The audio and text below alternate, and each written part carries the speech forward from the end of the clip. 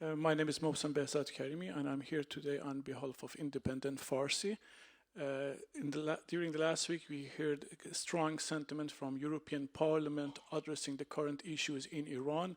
They limited the contact with Iranian counterparts, and while the delegation to Iran ceased its activity and relation with Iranian regime, are we going to see a similar move by Commission and more precisely by the External Action, having in mind the current activities of Iranian regime in northern Iraq, bombardment taking place on Iranian opposition camps, and next to that, support for Russia supplying weaponry to Russia, and while participating in energy war.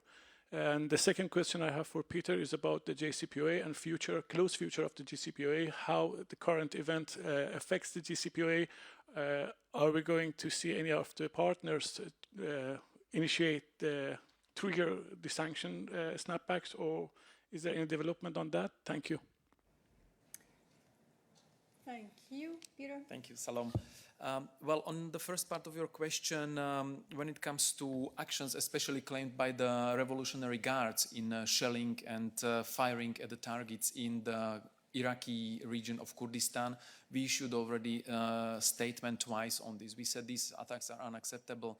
They have to stop. They they constitute a violation of Iraqi's sovereignty and territorial integrity. So we call on Revolutionary Guards and on Iran in general to stop these cross-border attacks. When it comes to the issue of supplies of Iranian weapons to Russia, either before the conflict or even more seriously after the conflict, Russia started against Ukraine, the European Union was very clear in our messaging to Iran, both publicly and through diplomatic channels, that and also through measures agreed by the European Union, that this is something unacceptable. Russia is involved in illegal war against Ukraine. We are witnessing, especially in these days, the increased brutality and the aggressiveness and inhumanity of the attacks Putin is ordering against civilian targets in Ukraine, against civilians in Ukraine, knocking out electricity. Millions of people in Ukraine are without electricity. Half of Moldova population is without electricity as a consequence of these illegal, cruel, barbaric, illegal actions. So, of course, anyone who is supporting Russia in this behavior will be taken into account. And in connection to supplies, especially of Iranian drones to Russia, the European Union has already adopted sanctions. And we have said very clearly that we are monitoring this issue. And if there is a need, the European Union and its member states will continue to act in this regard. When it comes to the third part of your question regarding the impact of all the developments on the JCPOA, and this is not only the military activities by the Revolutionary Guards against targets in Iraq, this is not only about military supplies for the Russian aggression, but this is also about the ongoing human rights violations in Iraq and the response, the brutal response of the regime against the public dissent, against young people and women who are protesting to have their rights respected.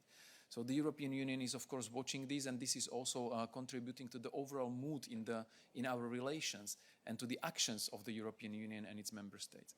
On the JCPOA, of course, we are continuing. The High Representative and his team, as a coordinator of the JCPOA, continues very intense outreach to the partners in order to make sure that we go back to the full delivery of the JCPOA, that we have a deal, but it's very difficult. The High Representative was talking about it also last week on Monday after the FAC, that we are in a very difficult situation, but still we are investing a lot of efforts to move this issue forward, and we are engaging with the partners to make sure that we go there, but also the latest steps by Iran when it comes to enrichment, uranium enrichment, and the insufficient level of cooperation with the IAEA are not giving very optimistic feel to the overall atmosphere in these efforts.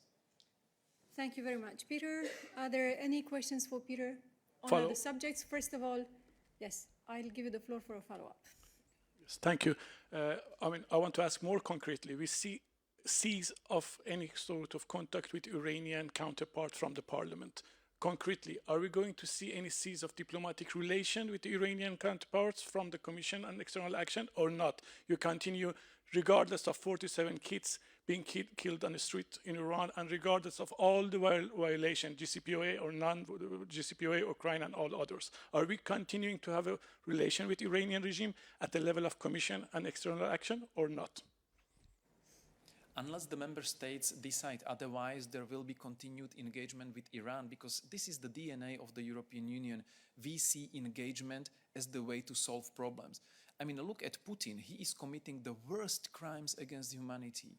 And yet we are still keeping the channels of communication with Russia open in order to make sure that we still can continue to deliver messages, raise our concerns, and try to bring him to the change of the behavior. The same applies to the counterparts in Iran. We are not cutting the diplomatic ties, the diplomatic channels at this stage. We are still engaging. The High Representative is the best example for that, having repeated phone calls with his Iranian counterpart in order to deliver European concerns, in order to seek clarifications on the issues, in order to deliver the messages of the European Union about the unacceptability of the behavior of the restrictive or security forces against the peaceful protesters, the young people of Iran who deserve to have a better future and who deserve to have their rights respected by the authorities. So this is the reason why we are keeping the channels of communication open until the member states decide about a new EU position that would say that we are cutting the contacts. But even in the worst cases